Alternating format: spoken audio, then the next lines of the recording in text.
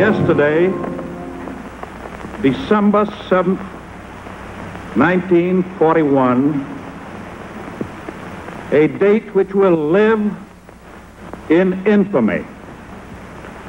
The United States of America was suddenly and deliberately attacked by naval and air forces of the Empire of Japan.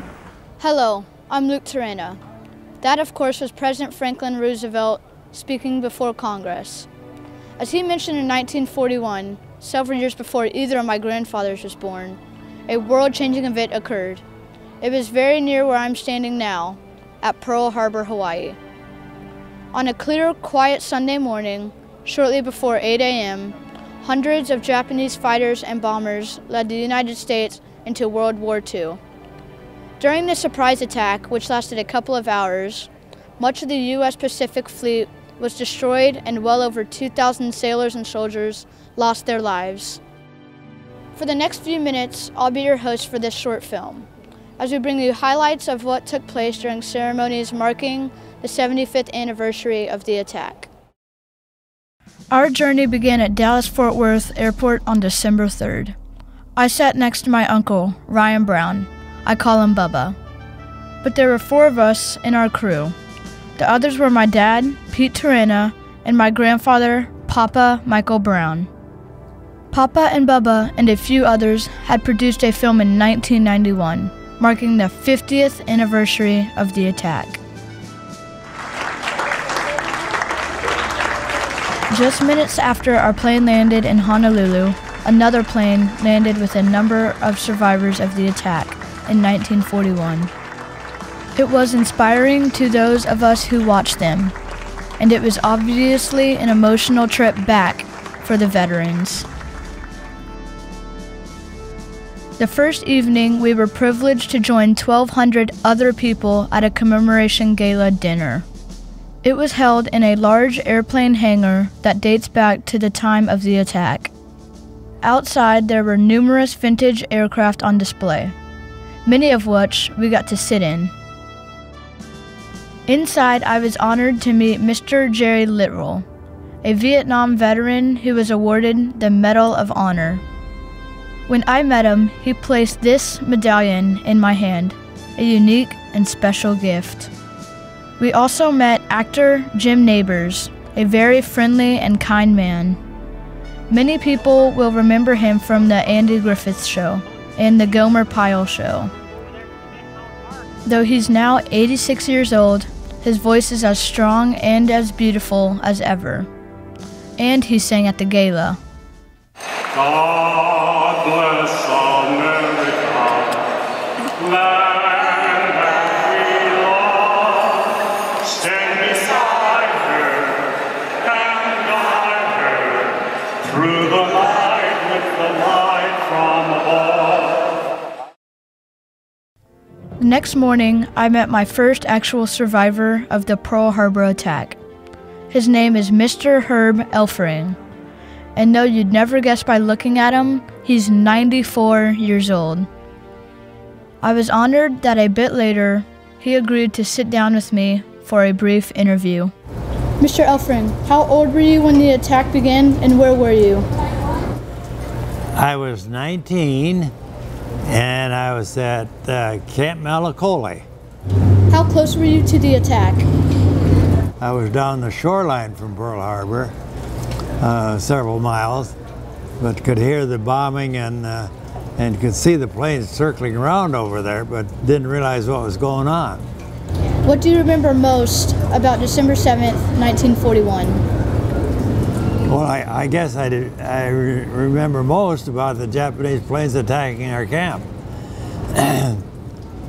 Because the first plane that came over only missed me by about 15 feet with its line of bullets, you know, hitting the ground.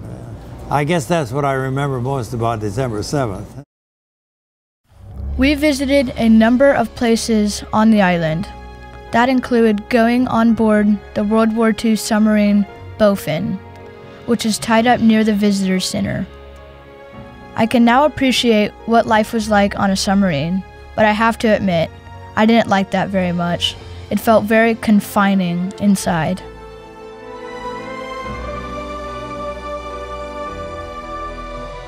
This is Ford Island, located in the center of Pearl Harbor.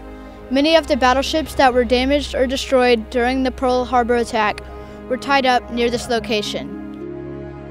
Today, the very interesting Pacific Aviation Museum is located on the island. The museum is a very nicely done exhibit of planes from the World War II era. Each aircraft is in a setting that brings to mind war locations from the period 1940 to 1945.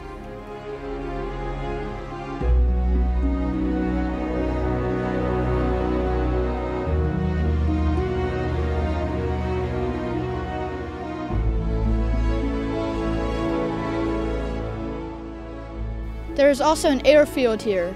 It's been called the Ford Island Naval Air Station for many years. But in the early 1920s, it was named for an American hero of World War I. It was called Luke Field. I think I like that better. One other familiar sight on Ford Island is the red and white control tower for the airfield and for weather information.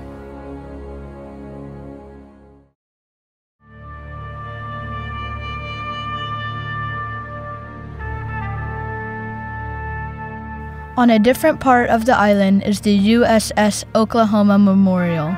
Each vertical piece of marble carries the name of one of the 429 sailors who died when the Oklahoma took torpedoes and rolled over at port.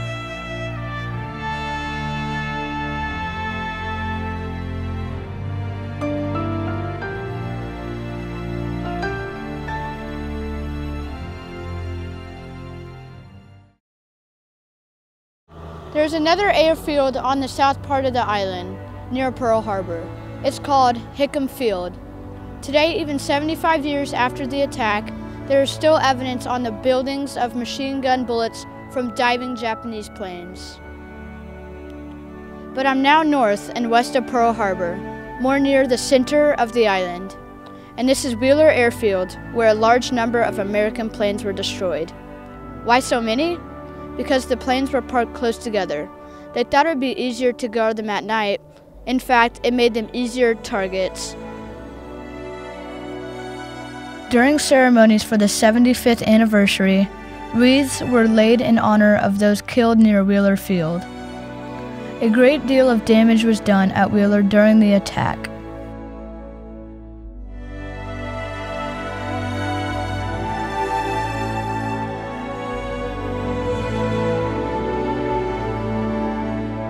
The north shore of Oahu looks toward the open Pacific Ocean.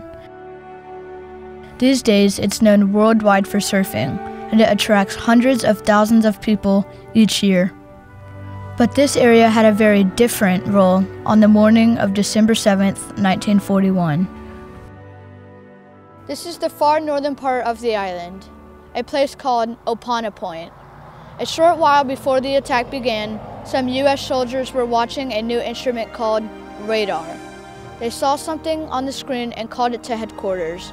They were told, "Don't worry about it." Later we knew they should have.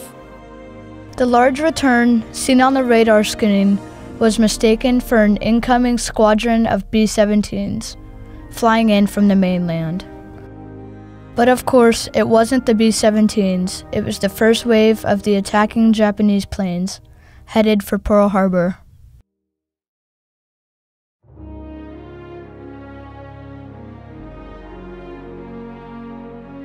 Perhaps the most moving part of the visit to Pearl Harbor is the short boat ride out to the Arizona Memorial. It only rained once during our time there, and that was the day we took the launch to the memorial. Somehow, it added to the somber mood reflected by the meaning of the Arizona Memorial. The memorial straddles, but does not touch, the sunken Arizona, which lies in only 40 feet of water. This site is a cemetery for the more than 900 sailors whose remains are still below. The day before the attack, the Arizona had taken on 1.5 million gallons of oil. In spite of the explosion and fire on the Arizona during the attack, more than 500,000 gallons of oil remain on the ship. For 75 years now, 8 or 9 quarts of oil still float to the surface each day.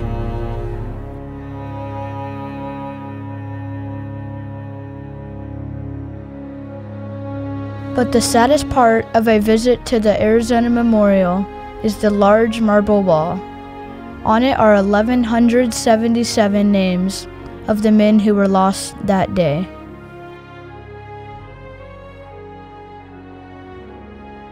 While the Arizona Memorial is the most familiar symbol of Pearl Harbor and how the war started for the United States, World War II actually ended here on board the battleship Missouri.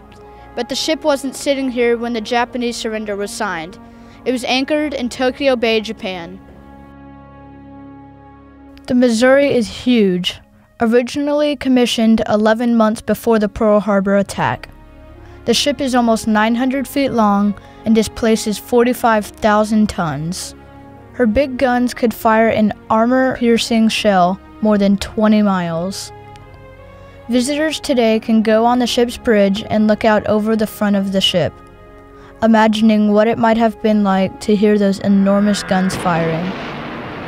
But her most historic action took place at the end of World War II, and it made no noise at all. It was at this very spot on board the battleship Missouri that American General Douglas MacArthur directed the signing of the surrender by officials representing the Japanese government. The spot where the surrender was signed is now marked with a brass plate, listing the date and event that ended the war. Good morning, ladies and gentlemen, and welcome to today's joint National Park Service, United States Navy, National Pearl Harbor Remembrance Day ceremony. More than 10,000 people attended the official ceremonies marking the 75th anniversary of the Pearl Harbor attack. Honored guests were a group of Pearl Harbor survivors, whose numbers sadly are becoming fewer each year. We interviewed several people, including a woman who lived at Pearl Harbor and was just 6 years old when the attack began.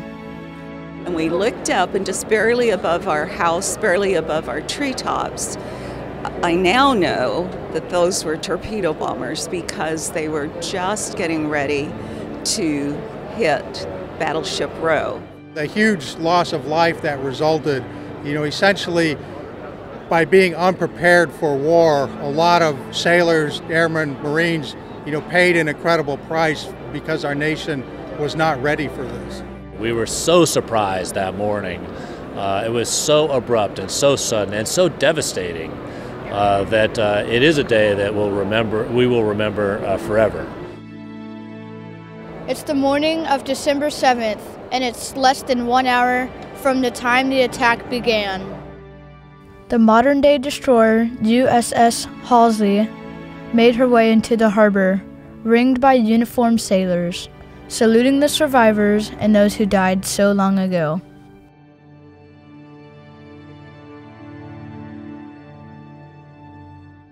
Their passing was marked by 4 F-22 fighters flying the missing man formation over the harbor.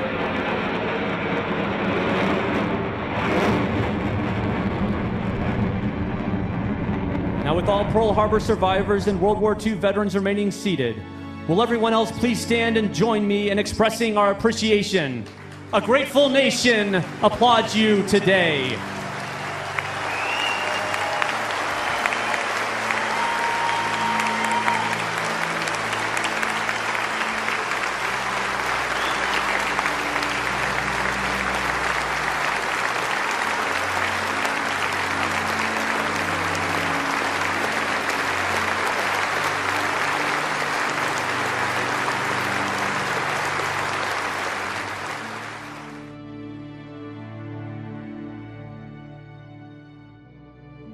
The world is certainly a different place now than it was 75 years ago, but we can still appreciate what so many American soldiers sacrificed for all of us who came generations later. And we can still do our part as we've tried to today, remember Pearl Harbor.